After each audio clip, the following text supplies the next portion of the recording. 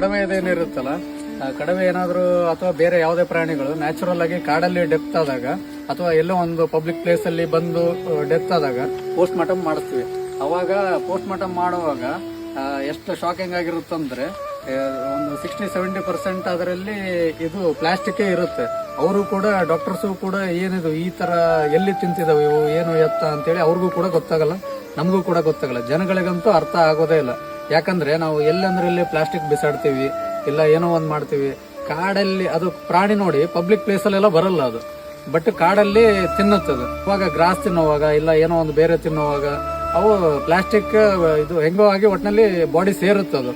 So ಹಂಗಾಗಿ ಈಗ ಎಷ್ಟೇ ಎಜುಕೇಟೆಡ್ ಇದ್ರೂ ಕೂಡ ಜನಗಳು ಏನ್ ಮಾಡ್ಬೇಕಂದ್ರೆ ಅಟ್ಲೀಸ್ಟ್ ನೀವು ತಂದಂತ ಪ್ಲಾಸ್ಟಿಕ್ ವೆಹಿಕಲ್ ಅಲ್ಲೇ ಬಂದಿರ್ತಾರೆ ಆಲ್ಮೋಸ್ಟ್ ಎಲ್ಲರೂ, ತಮ್ಮದೇನು ಡಿಕ್ಕಿಯಲ್ಲಿ ಇರುತ್ತಲ್ಲ, ಡಿಕ್ಕಿಯಲ್ಲಿ ಪ್ಲಾಸ್ಟಿಕ್ ಅನ್ನ ಇಟ್ಕೊಂಡು ನಿಮ್ಮ ಮನೆ ಹತ್ರನೋ ಅಥವಾ ಯಾವುದೇ ಒಂದು ಮನೆ ಹತ್ರನೇ ಹಾಕಬೇಕಂತ ಏನಿಲ್ಲ, ಎಲ್ಲೋ ಒಂದು ತಿಪ್ಪೆ ಅಂತ ಮಾಡಿರ್ತಾರಲ್ಲ ಅಲ್ಲಿ ಆದ್ರೂ ಹಾಕಬೇಕು.